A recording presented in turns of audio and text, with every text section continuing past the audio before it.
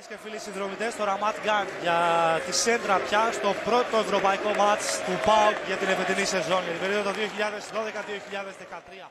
Στη μεσαία γραμμή, Γεωργιάδης, Λάζαρ, Γκαρσία και Ρομπέρ, και οι δύο προωθημένοι είναι ο Απόστολος Γιάννη και ο Στέφανος Αθανασιάδης. 5 Έλληνες στην ενδεκάδα της ελληνικής ομάδας. Προβούνει ο τέταρτος, ο Στζεπάνοβιτς, μετά τις καθιερωμένες φωτογραφίες. Λίνο.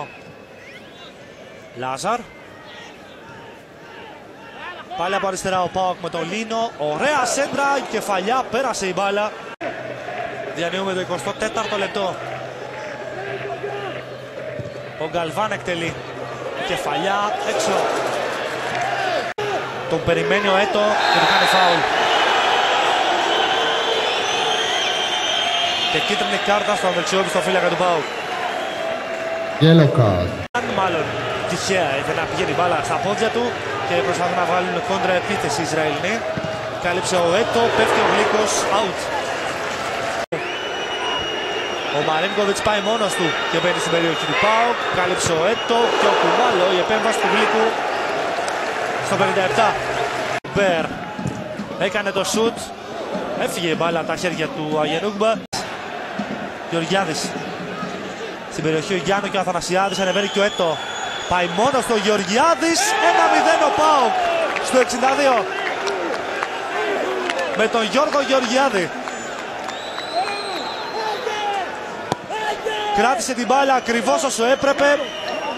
Έκαναν κίνηση άλλοι 3 παίκτες του ΠΑΟΚ στην περιοχή και του έδωσαν τον απαραίτητο χώρο για να σημαδέψει στη γωνία του Νιγηριανού τερματοφύλακα και να βάλει μπροστά την ελληνική ομάδα λίγο μετά τη συμπλήρωση μιας ώρας στο μάτς στο Τελ Αβίβ. Πολύ ωραίο γκολ από τον Γιώργο Γεωργιάδη.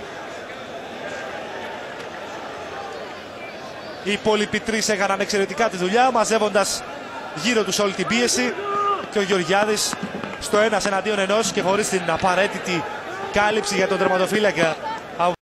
Πέλκας έκανε κίνηση ο Αθανασιάδης και του ανοίγει διάδρομο, ανεβαίνει και ο Ρομπέρ.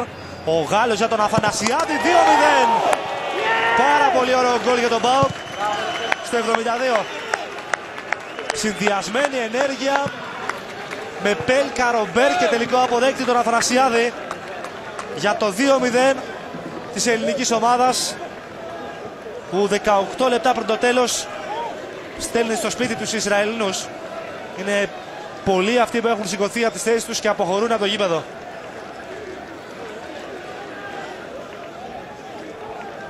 Ξανά κρατάει την μπάλα ο Πέλκας, βλέπει την κίνηση του Ρομπέρ, αυτός τον Αθανασιάδη που δεν έχει πρόβλημα να νικήσει για δεύτερη φορά στο μάτς τον Αγενούγκμπα και να δώσει στον ΠΑΟΚ την πρόκριση από απόψε.